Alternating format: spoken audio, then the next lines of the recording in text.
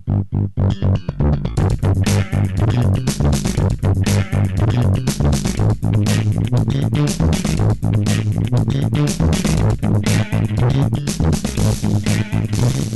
umaga po. Narito po ang mga tampok na balitang sports ngayong umaga. Sa boxing, knockout victory ang inaasinta ng Team Pacquiao sa comeback fight kontra Brandon Rios sa Nobyembre 24. Ayon kay Assistant Trainer Marvin Samodio, pinakamagandang training camp ang inihahanda ni Chief Cornerman Freddie Roach para kay Pacquiao upang maisakatuparan ang misyon na makabawi mula sa nalasap na back-to-back losses noong isang taon. At dahil batid umano ni Roach ang importansya ng Rios bout sa career ni Pacman, tanging knockout win lamang ang pakay nila sa laban kontra American rival.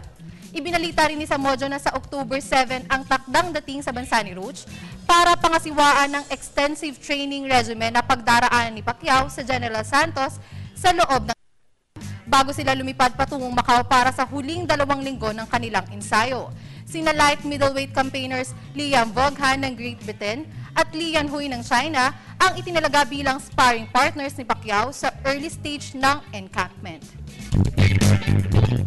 Samantala, maagang paghahanda naman para sa susunod na edisyon ng Asian Youth Games ang nakikitang susi ng mga officials ng bansa para mas tumaas ang placing ng Pilipinas sa biennial competitions. 2 golds at 3 silvers ang naisubi ng mga Pinoy athletes upang tumapos tayong pang-12 overall sa China meet. Narito ang report ni Sports Radio Senior Correspondent Judith Caringal. Alamang higit pa sa 2 golds at 3 silvers ang makukupo ng Pilipinas kung ngayon pa lamang ay maghahanda na ang susunod na miyembro ng Team Philippines para sa 3rd Asian Youth Games sa taong 2017. Ito ang paniwala ni Chef Dimison Tacpadilla matapos na lumagay 12 overall sa 45 bansa ng Asia na lumahok at 5th sa mga nasyon na taga Southeast Asia. Lubhang lagpas sa ekspektasyon ng Pilipinas ang nasabing medal output na nagsinakamagandang performance ng bansa sa 2 edisyon. Nahigitan ang 1 silver at 1 bronze na naitala noong first AYG taong 2009.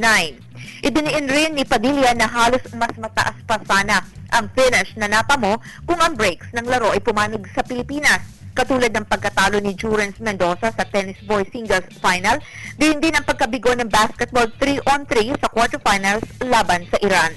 Irerekomenda ni Padilla na masama na sa national pool ng mga National Sports Associations ang mga kabataang lumahok sa AYG upang maipagpatuloy at magabayan ang kanilang mga training para sa susunod na Youth Olympics o kaya naman ilang taon mula ngayon ay para sa SEA Games, Asian Games at regular Summer Olympic Games. Ipinagmamalaki ng buong delegasyon ang mga nanalo. Mia Ligaspi at Princess Peral na nagkamit ng gold at silver sa girls golf individual play. Gayon din sina Pauline Luis Lopez at Francis Agujo gold at silver medal winners sa taekwondo at Mendoza silver sa tennis. Sa final medal standings, ang host China ang namayani isa bilang na 46 gold, 23 silver at 24 bronzes. Second, ang South Korea na 25 golds, Japan ang third na may 7 golds.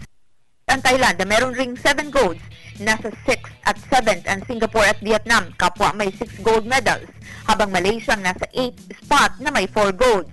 Mapalad ang Pilipinas na tumapos na pang-12 sa tanging 26 na mga bansa na kapag-uwi ng medalya sa palaro na eksklusibo sa kabataang atleta na 14 to 17 years old.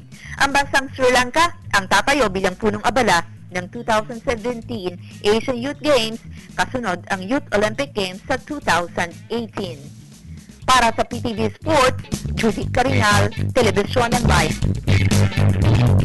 Sa cycling, hindi nagpahuli ang mga Pinoy riders sa katatapos na Tour of Borneo sa Malaysia.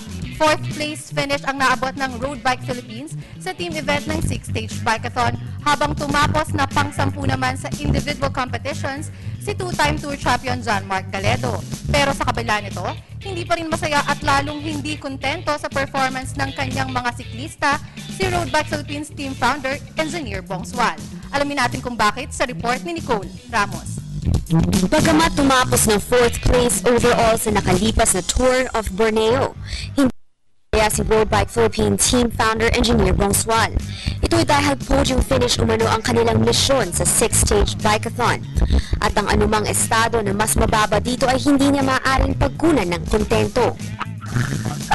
Still I'm not satisfied kasi hindi yun ang ko talaga na talaga nasa top 3 o yung team at kaya naman sana next round lang ng yung mga bata at hindi pa focus. Medyo late na naman yung nila pagka-action nila dun sa Bukod sa 4th place finish sa team competitions, tumapos na pang 10 overall si Road Bike Philippines skipper John Mark Galedo sa general classifications. Malayo sa asam ni Swal na at least top 5 finish. Kaya't pagtitiyak ni Swal, isasalang niya sa mas dibdibang training ang kanyang kupunan na binubuo ng 2 veterano at 4 na bagong muka. Ang mga bagong recruits ng Road Bike Philippines ay sina Ryan Cayubit, Ray Martin, Felipe Marcelo at Mark Bordios, na sinamahan naman ni Galedo at Baler Ravina sa Malaysian race. Sa China at Vietnam ang next stop ng batong Road Warriors ni Swal, bago sila sumuong sa hamon ng Road Bike Pilipinas Cycling Spectacle sa darating na Enero. Merong kaming bago na naman I will just announce it na pumunta sa aming kampo si Chris Joben. Ang Road Bike Philippines Cycling Club ay isa sa mga ganap na continental team. Kaya naman kabi-kabila ang international races na nilalahukan ngayon ng Engineer Bongswal own squad. Para sa Good Morning Boss, Nicole Ramos, PTV Sports. At yan po ang mga tampok na balitang sports ngayong umaga. Ako po si Hazel Ann Salubon para sa Good Morning Boss.